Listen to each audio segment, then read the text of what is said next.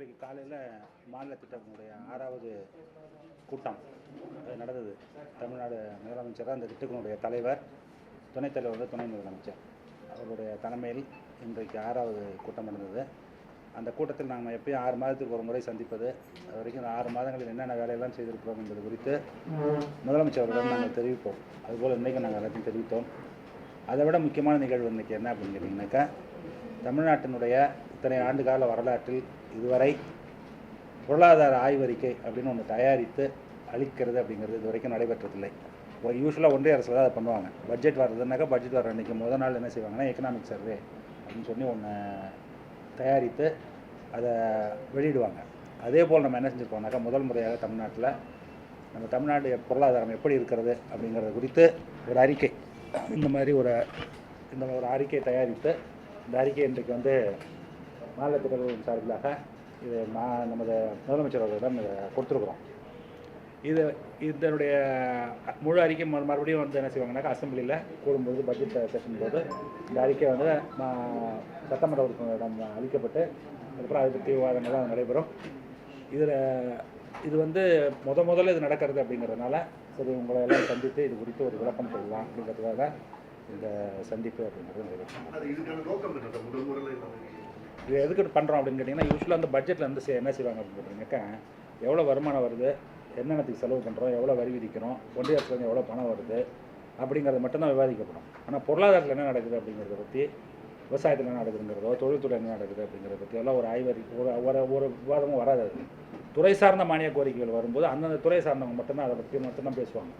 இது மட்டும்தான் என்ன செய்யும், இந்த அறிக்கை என்ன செய்யும் அப்படின்னு கேட்டிங்கனாக்கா, ஒட்டுமொத்த பொருளாதாரம், தமிழ்நாட்டினுடைய பொருளாதாரம் என்னெல்லாம் ஆகிருக்கு, கடந்த 5 ஆண்டுகளில் 6 ஆண்டுகளில் என்ன ஆகிருக்கு அப்படிங்கிறது குறித்து ஆய்வு செய்து மேலே போயிருக்கா, கீழே வந்திருக்கா, அதிகமாக இருக்கா, குறைஞ்சிருக்கா, அதுக்கு என்ன காரண காரியங்கள் அப்படிங்கிற எல்லாத்தையும் அலசி ஆராய்ந்து ஒரு கட்டுரையாக தொகுத்து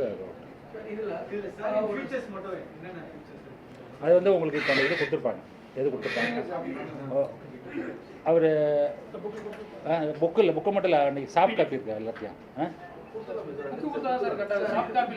இருக்காது. 20 காப்பி தான் இருக்குது. ஏன்னா அவசரமாக அடித்தோம், சிஎம்கிட்ட கொடுக்கறதுனால இன்னும் பிரிண்ட் ஆகி வரல, டிஜிட்டல் தான் அடித்தோம். ஒரு 20 காப்பி இருக்கிறதுனால சாஃப்ட் காப்பி இருக்குல்ல. மாநிலத்தோட பொருளாதார வளர்ச்சி 3 ஆண்டுகளாகவே 8% நிலையாக இருக்குது. தேசிய சராசரியை விட அதிகமாக இருக்குது. இந்த ஆண்டும் 8 அதுக்கு மேலே வரும் அப்படின்னு கூறப்பட்டிருக்கு. எதனால இது நடந்திருக்கு? எந்த முக்கிய காரணிகளால? அது முக்கியமான காரணம் என்னன்னு கேட்டிங்கனாக்கா, நம்ம பொருளாதாரம் வந்து விவசாயத்தை விட்டு நகர்ந்து ஒரு விவசாயம் அல்லாத ஒரு பொருளாதாரமாக மாறிக்கொண்டிருக்கிறது. அதுமாதிரி மாறும்போது என்ன ஆகும் அப்படின்னா, கால மாற்றங்கள்னால ஏற்படக்கூடிய விவசாயத்தில் இருக்கக்கூடிய ஏற்ற இழப்புங்கள்லாம் இருக்குல்ல, அதில் வந்து நம்ம பொருளாதாரத்தை ரொம்ப பாதிக்காது. ஆனால் எது பாதிக்கும் அப்படின்னு கேட்டிங்கன்னா, நாட்டளவில் என்ன நடக்குதுங்கிறத விட சர்வதேச அளவில் என்ன நடக்குதுங்கிறது வந்து நம்ம பொருளாதாரத்தை பாதிக்கும். என்ன பாதிக்கும் அப்படின்னு கேட்டிங்கன்னா, இப்போது இந்தியாவிலே மிக அதிகமான அளவில் கார் உற்பத்தி பண்ணக்கூடிய மாநிலம் தமிழ்நாடு தான். அதனால் ஏற்றுமதி ஆகும் நிறையா. அதே போல் டெக்ஸ்டைல்ஸ் எடுத்துக்கிட்டிங்கன்னா நம்ம தான் நிறையா உற்பத்தி பண்ணுறோம். அதே மாதிரி லெதர் எடுத்துக்கிட்டிங்கன்னா நம்ம தான் நிறையா பண்ணுறோம். ஆட்டோன்ஸில் எடுத்துக்கிட்டிங்கன்னா நம்ம தான் நிறையா பண்ணுறோம். நான் லெதர் ஃபுட்வேர் எடுத்திங்கன்னா நம்ம தான் நிறையா பண்ணுறோம். இந்த 5-6 துறைகள் தான் வந்து பெரிய அளவில் இந்தியாவிலே மிக எலக்ட்ரானிக்ஸ் அது மாதிரி ஆகிடும். அது மாதிரி ஆகும் பொழுது இப்போ ரஷ்யாவுக்கும் உக்ரைனுக்கும் ஒரு பிரச்சனை அப்படின்னா சர்வதேச சந்தையை பாதிக்குது அப்படின்னு சொன்னோம்னாக்கா அது நம்மளையும் பாதிக்கும். இன்றைக்கி நாளைக்கு வந்து அமெரிக்கா வந்து ஒரு ட்ரேட் வார்னு இறங்குறாங்க அப்படின்னு சொன்னாக்கா அது நம்மளை பாதிக்கும். என்ன பாதிக்கும் அப்படின்னு கேட்டீங்கன்னா, சர்வதேச சந்தையை நிறைய அளவுக்கு நம்ம வந்து போய் பின்னி பிணைக்கப்பட்டிருக்கிறதுனால அந்த சர்வதேச சந்தை எப்படிலாம் பாதிக்கப்படுது அதனுடைய பாதிப்பு நம்மள்கிட்டே இருக்கும். நம்ம தொடர்ந்து வளர்வதற்கு காரணம் என்ன அப்படின்னு கேட்டிங்கனாக்கா, இந்த மாதிரி ஒரு தொழில்துறை வளர்ச்சி, சர்வீசஸில் வளர்ச்சி. சர்வீஸ் தான் இருக்கிறதுலே பெருசு, அதுக்கு அடுத்தது தொழில்துறை. அது 2 ஆகிடுச்சு. வேளாண்மை வந்து சின்ன துறையாக இருக்கும். அதுதான். அதே மாதிரி தனிநபர் வருமான வளர்ச்சி வளர்ந்துருக்குன்னு சொல்லியிருக்காங்க. தனிநபர் வருமான வளர்ச்சி வந்து இப்போது ஒரு காலத்தில் வந்து இந்திய சராசரியை ஒட்டியே இருந்தது. அது சமயத்தில் கீழெல்லாம் கூட இருந்தது. இப்பொழுது எப்படின்னா கொஞ்சம் கொஞ்சமாக வளர்ந்து பெரிய பொருளாதாரம் மட்டுமல்ல,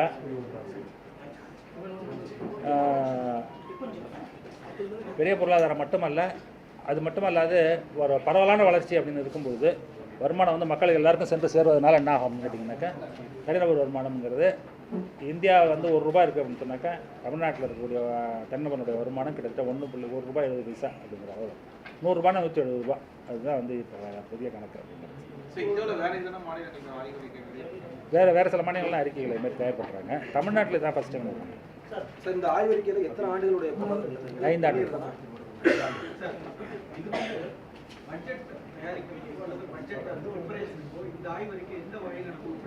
எப்படி பயன்படும் அப்படின்னு கேட்டிங்கனாக்கா நாளைக்கு வந்து பட்ஜெட்டில் வந்து பல திட்டங்கள் அறிவிக்கிறாங்கல்ல, அந்த திட்டங்கள் எப்படி அறிவிப்பாங்க அப்படின்னு நான் எதிர்பார்க்குறேன். எனக்கு தெரியாது அறிவிப்பாங்களா என்னன்ட்டு. ஆனால் என்ன எதிர்பார்க்குறோம்னு கேட்டிங்கன்னா, இந்த ஆய்வறிக்கையினுடைய கடைசி பகுதி என்னவாக இருக்குது அப்படின்னு கேட்டிங்கனாக்கா, ஒரு மீடியம் டேர்ம் அவுட்லுக்னு ஒன்று சொல்லியிருக்கோம். மீடியம் டேர்ம் அவுட்லுக்னா என்னக்கா, ஒரு சமீப காலத்தில் என்னென்ன மாதிரி சிக்கல்களை இந்த பொருளாதாரம் எதிர்கொள்ள வாய்ப்பு இருக்கிறது. இப்போ எடுத்துக்காட்டா அப்படின்னு சொன்னோம்னாக்கா, காலநிலை மாற்றங்கள் வருதுன்னு வச்சுங்க.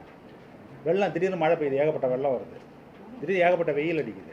இப்போ அது மாதிரி வரும்போது வேளாண் துறை வந்து பெரிய அளவில் பாதிக்கப்படுறது வாய்ப்பு இருக்குது இல்லையா? ஒன்று. ரெண்டாவது வந்து என்ன ஆகிட்டு இருக்குனாக்கா, தமிழ்நாட்டில் இருக்கக்கூடிய வேளாண் துறை எப்படி ஆகிட்டு இருக்குனாக்கா, அங்கே இருக்கக்கூடிய மக்கள் வேளாண் துறையை நம்புவதை விட வேளாண் அல்லாத துறையை நம்புவதுங்கிறது அதிகமாகிட்டு. வர்ற வருமானத்தை எடுத்து பார்த்தோம்னு சொன்னீங்கன்னாக்கா, கிட்டத்தட்ட நம்மளுக்கு உங்களுக்கு தெரியும், சிறு குறு விவசாய தொழிலாளர்கள் தான் பெரும்பதியானவர்கள். அவருடைய வருமானத்தை எடுத்து பார்த்தீங்கன்னா கிட்டத்தட்ட 60 விழுக்காடு 70 விழுக்காடு விவசாயம் அல்லாததுலேருந்து வரும். அதுமாதிரி வரும்பொழுது விவசாயத்துக்கு வேலை செய்வதற்கு ஆள் குறைஞ்சி போகும். ஆள் கிடைக்காத, ஆள் பற்றாக்குறை வரும்போது என்னென்னா இயந்திரமயமாதல் மட்டும் தான் ஒரே வழி. அப்போ என்ன செய்வோம், என்ன எதிர்பார்க்குறோம் அப்படின்னு கேட்டிங்கனாக்கா, அரசு வந்து அதற்குண்டான திட்டங்களை அறிவிக்கும். ஒன்று பட்ஜெட்டில் அறிவிப்பாங்க, இல்லாட்டி வேளாண் துறை பட்ஜெட்டில் அதுக்குண்டான திட்டங்கள் அறிவிப்பாங்க. அதுக்கு தான் இந்த முன்னோடியாக இந்த அறிக்கை வெளியிடப்படுகிறது. அப்படின்னா என்னென்ன பிரச்சனைகள் நம்ம எதிர்கொள்வதற்கு வாய்ப்பு இருக்குது அப்படிங்கிறத இதில் சுட்டி காட்டுறோம். சுட்டி காட்டுறதுனுடைய தொடர்ச்சியாக என்ன செயல் திட்டங்களை அவர்கள் முன்னெடுக்கிறாருங்கிறத பட்ஜெட் நாளைக்கு வந்து நாளைக்கும் அந்த 9, 10வது பாயிண்ட்ல வந்து இன்ஃப்ளேஷன் வந்து கிராமப்புற இன்ஃப்ளேஷன் வந்து கம்மியாக இருக்கு, அதனால தமிழ்நாடு இன்ஃப்ளேஷன் கொஞ்சம் இது இருக்குன்னு சொல்லியிருக்காங்க. என்ன காரணம் சார் கிராமப்புற? அதாவது நம்ம உங்களுக்கு தெரியும், பொது விநியோகத்தை பொறுத்தவரை இந்தியாவிலே எங்கேயுமே இல்லாத அளவுக்கு தமிழ்நாட்டில் மட்டும்தான் என்ன செய்கிறோம் அப்படின்னு கேட்டிங்கனாக்கா, அனைவருக்குமான பொது விநியோகமும் ஒன்று பண்ணிகிட்டு இருக்கோம். அது வந்து டார்கெட் பண்ணுறது இல்லை நம்ம யாரையும், என்ன உங்களுக்கு தான் உண்டு உங்களுக்கு இல்லை அப்படிங்கிறது ஒன்று. ரெண்டாவது வந்து என்ன பண்ணியிருக்கோம் அப்படின்னு கேட்டிங்கனாக்கா, இந்தியாவில் வேறு எந்த மாநிலத்திலும் இல்லாத சிறப்பு பொது விநியோகம்னு ஒன்று வச்சுருக்கோம். ஸ்பெஷல் பிடிஎஸ்னு ஒன்று வச்சுருக்கோம். அந்த ஸ்பெஷல் பிடிஎஸில் என்ன பண்ணுறோம் அப்படின்னு கேட்டிங்கனாக்கா, எண்ணெய் பாமாலின் கொடுக்குறோம், ப்ளஸ் பருப்பு வகை கொடுக்குறோம். அது 2. இப்போ உணவு பணவீக்கம்னு சொல்கிறோம்ல, அந்த உணவு பணவீக்கத்துக்கு மிக முக்கியமான காரணம் 3 காரணங்கள் இருக்கும். ஒன்று வந்து என்னென்னு கேட்டிங்கனாக்கா, காய்கறிகளுடைய விலையேற்றம் இறக்கம். இன்னொன்று வந்து தானியங்களுடைய விலையேற்றம் இறக்கம், பருப்பு வகைகள் இருக்குல்ல அது. 3வது வந்து எண்ணெய். இது வந்து 35 ரூபாய்க்கு இது நம்ம ரெண்டையும் நீங்கள் கொடுக்கும்போது என்ன ஆகும் கேட்டிங்கன்னா, பெருமளவு தாக்கம் குறையும். ஒன்று. இன்னொரு ரீசன் என்ன அப்படின்னு கேட்டிங்கனாக்கா, அனைத்து மகளிருக்கு உதவித்தொகைன்னு ஒன்று கொடுக்குறோம்ல, 1000 ரூபாய். அதுமாதிரி கொடுக்கும்போது இலவச பேருந்து பயணம் அப்படின்றது கொடுக்கும்போது மகளிருக்கு போக்குவரத்துக்கு உண்டான செலவு, குடும்பத்தில் ஆகக்கூடிய செலவுங்கிறது பாதி ஆகிடும், பெண்களுக்கு போக்குவரத்து செலவு இல்லாதனால. அதே மாதிரி உதவித்தொகை போகும்போது என்ன ஆகும் கேட்டிங்கனாக்கா, இந்த விலை ஏற்றத்தை எதிர்கொள்வது அப்படிங்கிறது வந்து அவங்களுக்கு ரொம்ப சுலபமாக இருக்கிறதுனால அதனுடைய தாக்கம் வந்து குறைவாக தெரியும்.